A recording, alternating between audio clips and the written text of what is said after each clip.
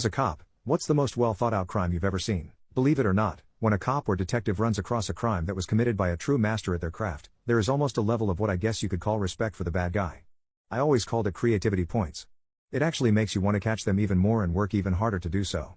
But if you're lucky enough to be able to track them down, I always threw them some props when I eventually locked them up. Here's my all-time favorite. Years ago the price of silver went up to over $40 an ounce. I have no idea what the actual bad guy thought because we never caught him, but I'm guessing it went something like this: silver is selling for over $40 an ounce. Tons of affluent old people have full-service silver sets that they got as wedding gifts, but rarely, if ever, use one of those sets. Would bring multi-thousands of dollars just for the value of the silver alone. I need to figure out a way to get me some of that silver.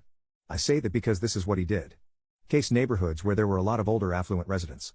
Master a technique where he was able to slice part of a window screen. Use some type of tool to unlock the cheap sash lock on the window.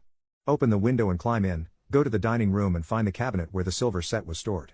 Empty the contents into some type of bag, put the box back where it had been, close and relock the window, then leave the house, locking the door behind him. So the only clue anyone had even been in the house was the sliced window screen, which no one would ever even notice unless they were looking for it. Even if the resident later had to retrieve something from the dining room cabinet where the silver had been stored, they would still see the fancy box where the silver set had been. But seriously, who would ever open the box to make sure the silver was still there?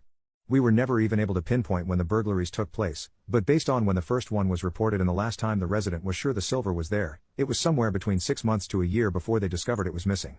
Over the next few years, we would get sporadic reports from other residents that fit the same mo. But I would be willing to bet there were other residents who never used their silver sets at all, so they never even noticed it was missing. Not to mention all the houses where he struck out because they didn't have a silver set and the burglary attempt was never even discovered. Based off the simple math of the reported incidents, the bad guy had to clear at least $20,000. Not bad for a part-time job that only required about 30 minutes of work once every few weeks or months. This guy is no doubt in the bad guy Hall of Fame in my books.